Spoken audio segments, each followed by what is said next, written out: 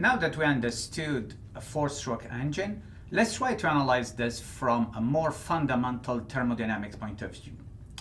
The most important thing to understand is that our goal is not to get the actual thermal efficiency of our engine, but we are trying to get the maximal efficiency achievable for an internal gasoline internal combustion engine.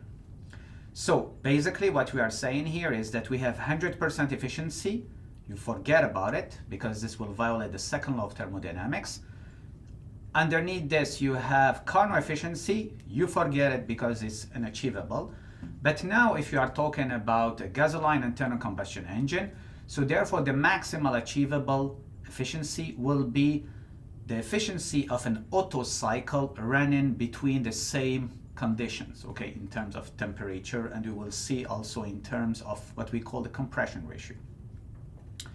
In order to create this ideal cycle that we'll be calling Otto cycle, we need some ideal processes, okay?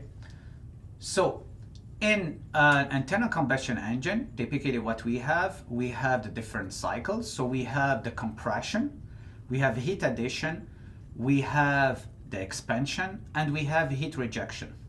We have valves involved, we have friction in the piston, and so on. But to make this cycle ideal, we will make different assumptions. Let's start by the compression. So for the compression, we will have our piston at what we call the bottom dead center. So the lowest position is called the bottom dead center. The highest position is called the top dead center. The distance between the two, or the distance traveled by the piston, is called the stroke. And the ratio between the volume, or for a specific volume, when the piston is at its lowest position, it will be called in V1, over when it is highest position, V2, will be called the compression ratio, R. And this compression ratio is critical, and we will see that it's probably the most important parameter in order to get our thermal efficiency for an Otto cycle, okay? So let's start by the compression. Our piston is at the bottom dead center, and we have to compress our air. First, we will be dealing with air. Why air and not, for example, air and fuel? Because if you remember well, dealing with combustion processes in classical thermodynamics is complex because we won't be fulfilling thermodynamic equilibrium, okay? So we prefer to have air in this case in our ideal cycle. The second thing is that instead of having inflow, outflow, and valves, so we will just simplify this and assume that we have a closed system. So basically here, everything is closed, and we always have the same mass of air inside our piston cylinder assembly.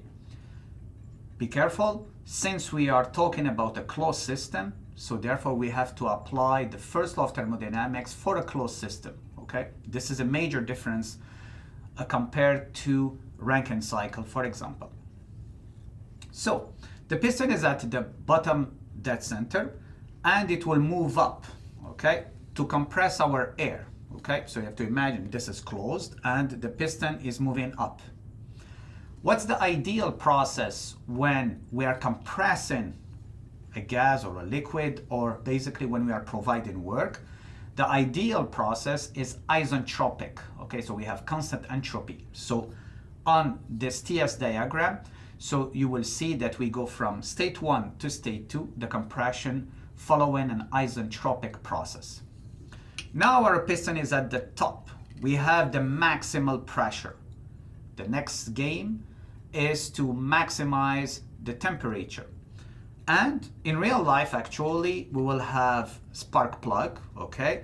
And therefore we'll ignite our fuel, mixture of fuel and air, and maximize the temperature. And because of this, the piston will move down a bit. To make our process ideal, what we will be doing, we'll be saying, okay, we cannot have combustion. So we will put our piston in contact with the reservoir at very high temperature, okay? And we will allow for heat transfer. So therefore the air inside the piston cylinder will increase its temperature. And the trick here is that by providing heat, following the first law of thermodynamics for a closed system, when you provide heat, this heat can be used for two things: increase the energy of your system or create work. But if we cancel the work, all the Qn will go into increase in internal energy of the system, in energy and internal energy if we neglect the variation in kinetic energy and potential energy.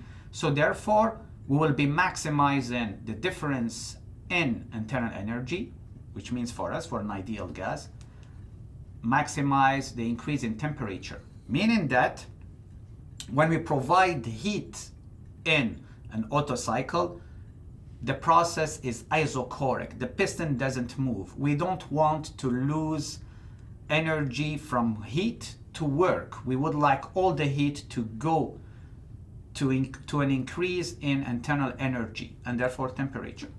So on the TS diagram, so you see this will lead to a process bringing us to state 3, and the process is isochoric.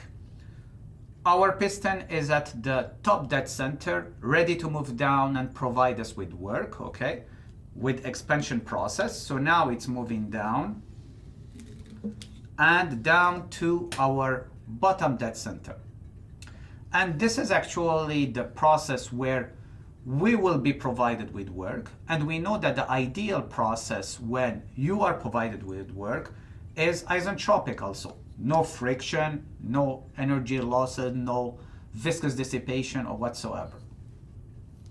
And to close our cycle, following the second law of thermodynamics, we need to go from state 4 to state 1. And what we have to do, we have to reject heat. To continue playing up and down like this, we have to reject heat. So reaching this state, again, we put our piston cylinder in contact with the reservoir at very low temperature, okay? And therefore we'll be rejecting our heat QL. And with this, we are constructing our TS diagram for an Otto cycle. Two isentropic processes, two isochoric processes. The corresponding TV diagram is the following, where you see that we have isentropic process from state 1 to state 2. Then we have isochoric process. So you see this is vertical process, okay, vertical up to state 3. Then it's there where we are providing our Qn. Then we have an expansion following an isentropic process, again, leading us to state 4. And then we have heat rejection, QL from 4 to 1 isochoric process. Now the next step is to try to derive the expression for Otto cycle efficiency using all the first law of thermodynamics, and we will also be using quite a lot in this chapter our isentropic relation.